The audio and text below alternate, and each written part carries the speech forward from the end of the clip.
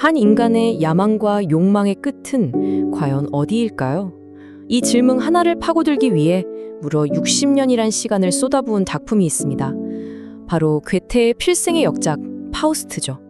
자, 오늘 이 거대하고 장엄한 영혼의 드라마 속으로 한번 들어가 보시죠.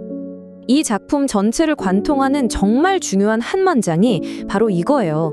신이 직접 한 말인데요. 앞으로 벌어질 모든 일의 시작과 끝을 이 한마디가 다 담고 있다고 해도 과언이 아닙니다.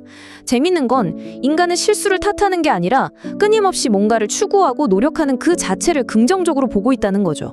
자, 이 엄청난 이야기의 첫 장면은 주인공 파우스트가 아니라 뜬금없이 천상에서 시작됩니다. 신과 악마, 메피스토펠레스가 내기를 벌이는 거죠. 인간이란 존재는 참 보잘것없지 않습니까? 하고 비웃는 악마에게 신은 아니, 내 종 파우스트를 보라 며 그의 영혼을 걸고 시험을 허락합니다. 바로 그 내기의 대상이 된 파우스트 박사.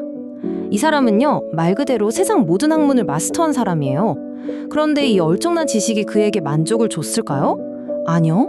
오히려 깊은 절망만 안겨줬습니다. 내가 평생 이렇게 공부했는데 결국 아는 게 아무것도 없구나 하면서 지식의 한계 앞에서 좌절하는 바로 그 순간 악마가 그의 서재로 슥 찾아옵니다. 이게 바로 그 유명한 악마와의 계약 내용입니다. 메피스토는 파우스트에게 잃어버린 젊음은 물론이고 이 세상의 모든 쾌락과 지식, 권력을 다 주겠다고 약속하죠. 그 대가는 딱 하나. 파우스트가 살면서 어느 한순간이라도 완벽하게 만족해서 아, 순간이여 멈추어라. 너 정말 아름답구나. 이 말을 내뱉으면 그 즉시 영혼을 가져가겠다는 겁니다. 되게 단순해 보이죠? 하지만 인간 욕망의 본질을 정확히 꿰뚫는 정말 심오한 조건이었어요. 그럼 악마의 힘으로 젊음을 되찾은 파우스트가 가장 먼저 원했던 건 뭘까요? 어마어마한 권력? 아니면 돈? 놀랍게도 사랑이었습니다. 그리고 이 순수해 보이기까지 한 욕망이 이 이야기에서 가장 비극적이고 또 가장 유명한 챕터를 열게 됩니다. 파우스트는 마녀가 준 약을 딱 마시니까 글쎄 웬만한 사람 다 홀릴 만한 매력적인 청년이 된 거죠. 그리고 길에서 정말 순수함 그 자체인 소녀 그레텐을 보고 첫눈에 반해버려요. 세상 물정 하나 모르는 순진한 소녀와 악마의 힘을 빌린 지식인의 만남. 어딘가 좀 불안하죠? 네, 이들의 사랑은 처음부터 비극을 품고 있었습니다.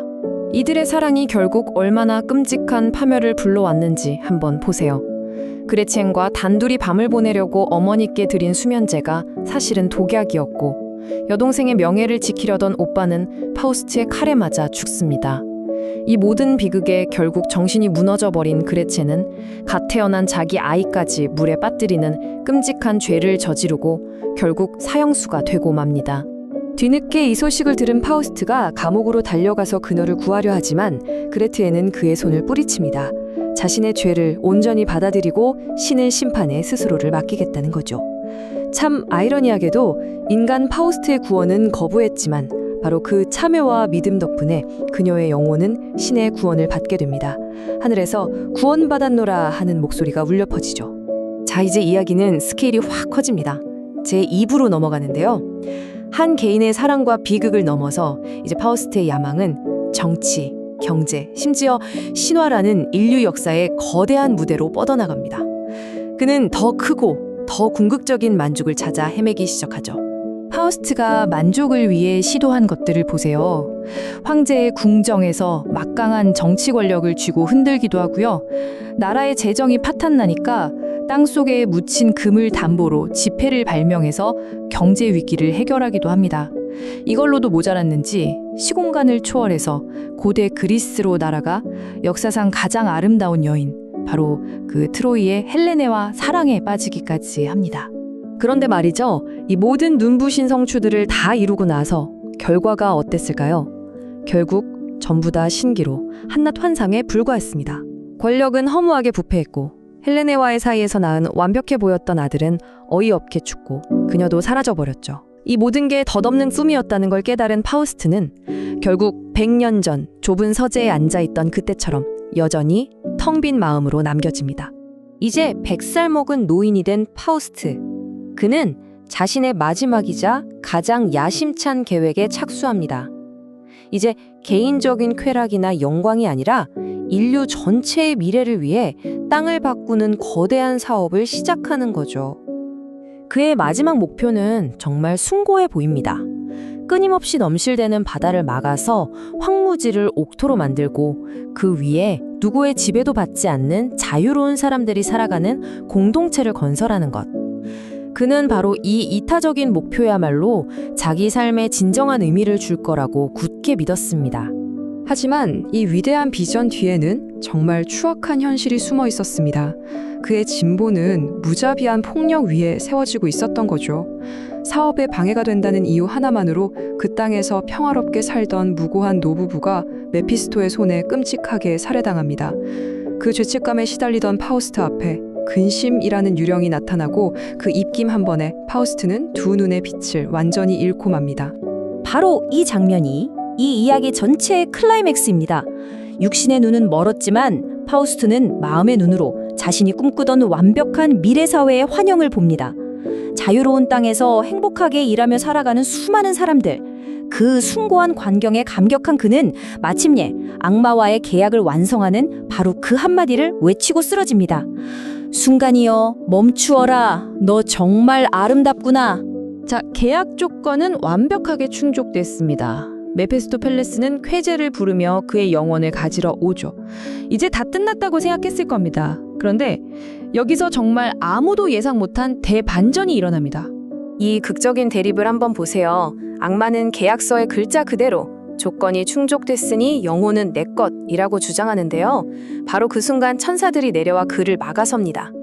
악마가 결과와 계약 조항을 따질 때 천상은 파우스트의 삶 전체, 그 과정과 의지를 보고 다른 판결을 내린 거죠. 그럼 대체 왜 구원받았을까요?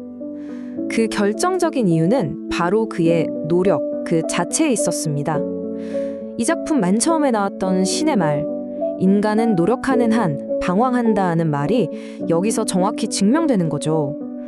수많은 죄를 짓고 실수를 저질렀지만 현실에 안주하지 않고 끊임없이 더 높은 것을 향해 나아갔던 그의 의지, 그 자체를 신이 인정한 겁니다. 그리고 천상에서 그를 이끌어주는 사람이 누군지 아세요? 바로 그레텐이었습니다. 자신에게 가장 큰 상처를 준 남자를 용서하고 그의 영혼이 최종적인 구원에 이르도록 이끌어주는 인도자가 된 거죠. 괴테가 영원한 여성성이라고 불렀던 이 무조건적인 사랑과 용서의 힘이 파우스트라는 인물을 완성시키는 마지막 퍼즐 조각이었던 셈입니다. 결국 이 파우스트라는 거대한 이야기는 우리 각자에게 이런 질문을 던지는 것 같아요. 여러분의 삶에서 정말 영원이라도 걸고서 멈추어라 라고 외치고 싶은 그런 완벽하고 아름다운 순간은 과연 무엇일까요? 그리고 그 순간은 어떤 결과일까요? 아니면 그곳을 향해 끊임없이 나아가는 과정 그 자체일까요? 한 번쯤 깊이 생각해 볼 만한 질문인 것 같습니다. 시청해주셔서 감사합니다. 구독과 좋아요 부탁드리고 다음 영상에서 만나요.